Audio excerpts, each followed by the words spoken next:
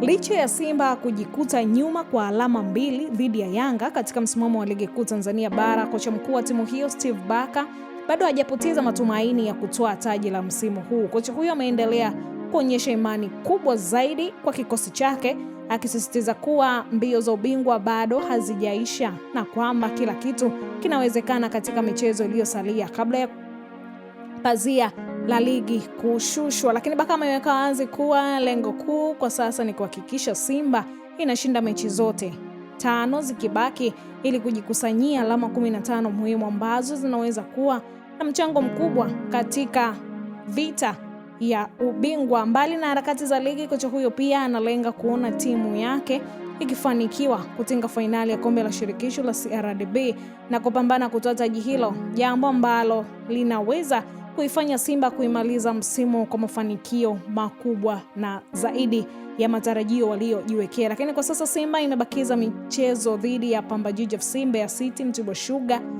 Singida Black Star na KMC, mechi ambazo zimepewa uzito mkubwa ndani ya kambi ya timu hiyo. Ushindani katika michezo hiyo yote utakuwa muhimu kwa wekundu wa Msimbazi, lakini pia matumaini yao ya kutoa ubingwa yatategemea matokeo ya upinzani wao mkuu Yanga, ambaye anaendelea kuongoza msimamo wa ligi. Barker anaamini kuwa Simba inapaswa kwanza kutimiza wajibu wake kwa kushinda mechi zake zote zilizosalia, huku ikisubiri kuona kama Yanga atapoteza alama katika michezo yake iliyobaki, jambo ambalo linaweza kubadili mwelekeo wa mbio za ubingwa. Baki na Gift Online TV.